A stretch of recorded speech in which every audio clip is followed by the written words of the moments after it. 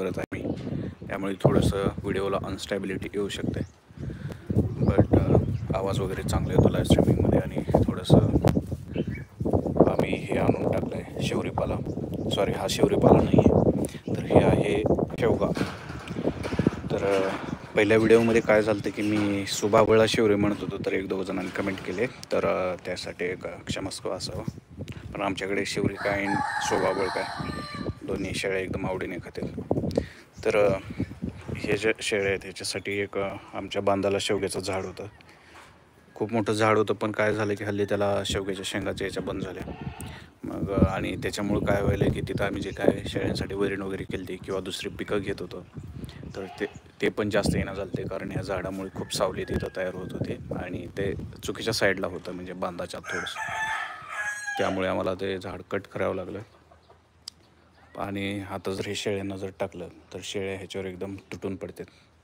तर indirectly savoury आणायचं, ते त्या ठिकाणी आम्ही थोडंसं शेवगा आणला. तर लगभग तुम्हाला दिवसाला ह्या जे काय शेडमध्ये 100 शेळ्या आहेत त्याच्यासाठी तुम्हाला एवढं तरी शेवरी किंवा शेवगा लागतो. म्हणजे आज जरा जास्त झाले, परंतु ते. आणि मी बरेच व्हिडिओ टाकलेत, बऱ्याच व्हिडिओमध्ये मी माहिती दिली, तर काही वेळा ती माहिती रिपीटेड होते.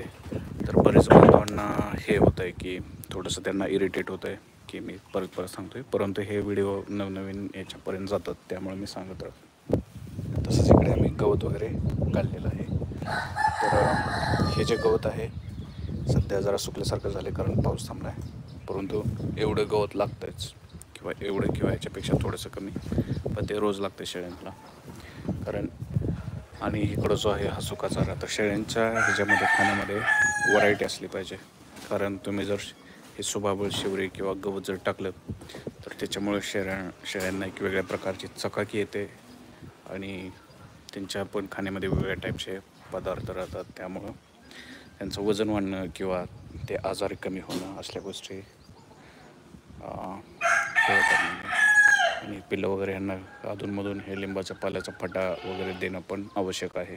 तर त्यामुळं काय होतं की त्यांच्या पोटातले जे काही असेल जीवजंतू ते निघून जातात. तर मित्रांनो, बऱ्याच जणांना विचारतात की शेडची साईज आणि काय आहे.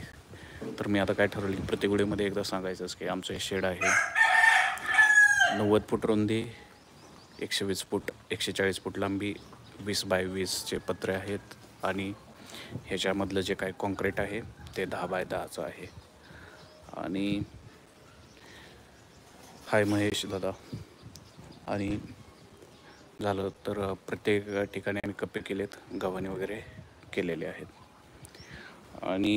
आणि दुसरा क्वेश्चन विचारत आहेत की ह्याच्यामधले जे गव्हाणे आहेत, तर याच्यामध्ये काय करायचं की ह्याचा शेप वगैरे कसा असेल गव्हाण्याचा. तर मित्रांनो, गव्हाण्याचा जो शेप आहे ह्याच्यामधून एक कॅरेट बसतं आणि तो तसाच असला पाहिजे शेप.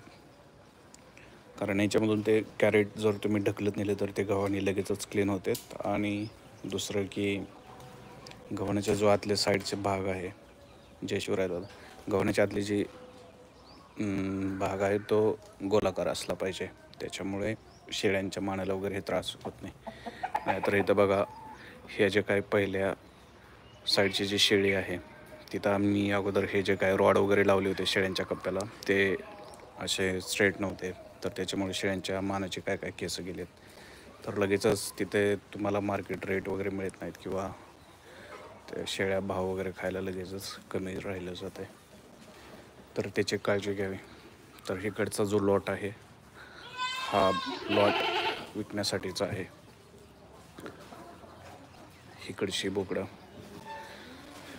आणि इकडचे जे बोकडं आहेत ते 4 ते 5 महिन्याचे आहेत. बघा यांची क्वालिटी वगैरे, नजर खाणं पिणं जर व्यवस्थित टाकलं पाठलं तर हे एकदम व्यवस्थित राहतं. तर बरेच जण व्यापारी आमच्या इकडे येतात, घेऊन जातात, किंवा आम्ही मोंडीमचा जो बाजार आहे तिकडच्या साईडला आम्ही घेऊन विकतो. तर मंगेश सर, आम्ही आहोत टेंभुर्णी मोंडीमच्या जवळचे गाव आकुंबे आहेरगाव म्हणून एक गाव आहे, तिथले आहोत. तर तिथं आहे आमचं शेड वगैरे. तर दर शनिवारी मोंडीमचा बाजार असतो, तर एकतर आम्ही तिकडे शेळ्या घेऊन जातो किंवा व्यापार येतात किंवा काही जण त्यांनाच घरच्या घरी पाहिजे म्हणून इथून हे घेऊन जातात लॉट. तर आम्ही वजन वगैरे करतो, इथेच वजन काटा आहे आणि सध्या तरी आम्ही हे 400 रुपये किलोने देतो, म्हणजे बोकड असू द्या किंवा पाटर. हो, हे जे काय सगळे पिल्लं आहेत ते बिटल बोकडाचेच आहेत मंगेश दादा. तर आम्ही बिटल बोकडच ठेवलं आहे आणि मागच्या वेळेत पण मी सांगितलेलं की ते 40,000चं आहे. आणि हे बिटल जे आहे त्याच्यामुळं काय होतं आहे की पिल्लांचं वगैरे वजन फास्ट वाढतं आहे. आणि तुम्हाला जर कोणाला हे बोकड वगैरे पाहिजे असेल किंवा ऑर्डर वगैरे करायची असेल कशासाठी तरी, तर मी कमेंटमध्ये एक नंबर देतो, तुम्ही त्या नंबरवरती कॉल करा आणि इकडे यायच्या अगोदर सांगा, म्हणजे त्यानुसार आम्हाला थोडंसं प्लॅनिंग वगैरे करता येईल.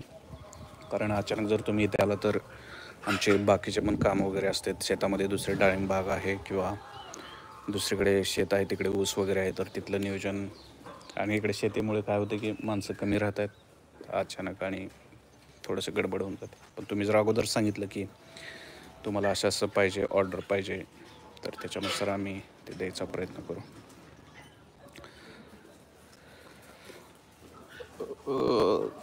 तर सध्या आम्ही 400 रुपये किलोने देत आहोत, बोकड असू दे किंवा पाठरो. आणि जर दुसरं हे असेल तर आम्ही तुम्हाला ते डिटेलमध्ये सांगतो. इव्हन तुम्हाला जर गावरान कोंबड्या किंवा त्यांची अंडी जर हवे असतील तर ते पण आहेत आपल्याकडे, पण ते काय एवढ्या जास्त क्वांटिटीमध्ये नाही, पण बघूया. हां, तर हे सांगायचं राहिले की हे कर्ड वगैरे आठवड्याला 2 तरी आम्ही विकायचा प्रयत्न करतो, त्यावेळेसच इकडे हे राहते. आणि इकडे हे आहे काय म्हणतात त्याला, वैरण वगैरे, कारण इकडे पाऊस काय थांबला नव्हता, त्यामुळे आम्हाला ते हे घ्यावं लागले.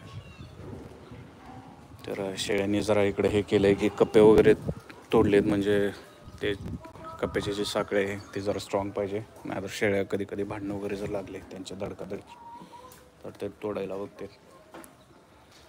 तर महेश दादाला आपलं बिटल बोकड बघायचं होतं, तर हे आहे बिटल बोकड. तर हे बसलं आहे बोकड, आम्हाला हे मिळालं होतं 40-45 हजार रुपयाला, आणि आता त्याला घेऊन बरेच दिवस झाले, त्यामुळे त्याचं आणखी वजन वगैरे वाढले. हे कानाला काहीतरी ते बीट का काय मारल्यामुळे तिथे एक होल आहे. पण हे बोकड एकदम शांत आहे, म्हणजे मारत वगैरे अजिबात नाही आहे. आणि हे म्हणजे ह्याचं जास्त पण वय नाही आहे. तर अगोदरचं एक बोकड होतं ते थोडंसं जास्त एज झालं होतं, पण ते खूप मारत होतं, त्यामुळे त्याच्याजवळ जायचं जरी म्हटलं तर भीती वाटत होती. आणि एवढ्या शेळ्यांना हे सफिशियंट राहतं आहे. तुमच्याकडे जर खूपच जास्त शेळ्या असतील तर तुम्हाला आणखी 1-2 बोकडं घ्यावे लागतील. आणि ह्या बोकडासाठी एक आमचा स्पेसिफिक चारा असतो आहे, म्हणजे की याला थोडंसं गहू देणं किंवा मका किंवा दुसऱ्या गोष्टी असतील, त्याच्यासोबत वेगळा खुराक थोडासा दिला की त्याच्या म्हणजे व्यवस्थित हे राहते क्वालिटी.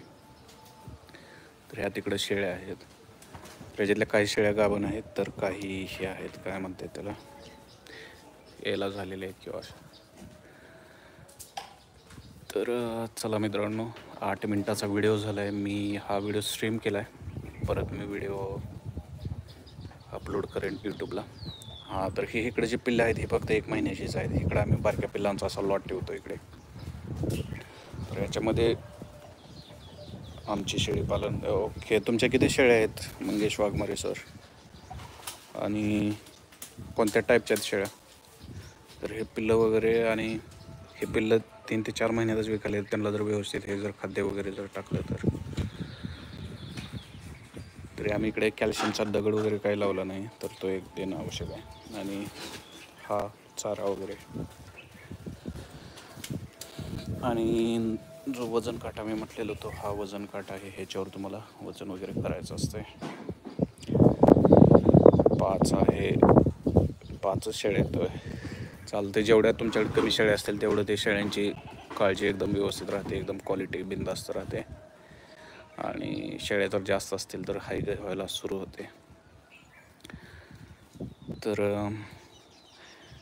बघा, आम्ही पण सुरुवातीला काय केलं, ते कमी शेळ्या होत्या, 3च शेळ्या होत्या, आणि आमचं एक खूप छोटंसं शेड होतं, पण तिथून आम्हाला प्रॉफिट उत्पन्न मिळत गेलं. मग आम्ही हे मोठं शेड केलं, आणि आता ह्याच्यामध्ये आम्हाला काय पण करता येते, म्हणजे शेळ्या किंवा जास्त म्हशी ठेवता येतात किंवा गाई वगैरे.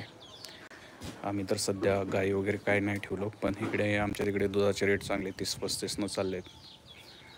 पण ते गाईसाठी रोज सकाळी उठा, धारा काढा, न्या, पेंड आणा. आणि आमच्या तिकडे काही जणांच्या गायी ते मध्ये कुठला तरी आजार आला तर त्यांना पण गेलेत, तर ते लाख रुपयाचे लॉस होते. तर ते काय बरोबर नाही आहे. त्याच्यामुळे आम्ही सध्या तर शेळ्यांचं कसं उत्पन्न कन्सिस्टन्स राहते, प्रॉफिट राहते, डिमांड राहते, मार्केट राहते आणि ते येऊन घेऊन जाते. त्यामुळे याचं जास्त भानगडी नाहीत. आणि एका गायच्या ठिकाणी 4-5 शेळ्या तर आरामशीर राहते. तर चला मित्रांनो, मी परत एकदा स्ट्रीम करतो. आता हा व्हिडिओ जवळपास 10 मिनटं झाला आणि इकडे आमची डाळिंबाची बाग. ही बाग जवळपास 10-11 वर्ष होती.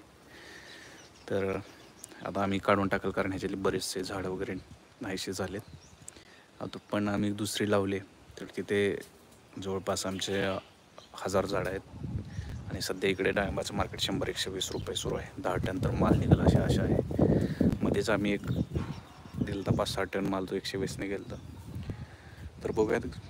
सध्या पाऊस वगैरे तर उघडला आहे, त्याच्यामुळे फवारणी वगैरे करायला काही इश्यू येत नाही आहे.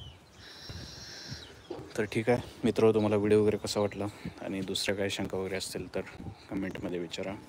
चला, मी व्हिडिओ स्ट्रीम बंद करतो. थँक्यू.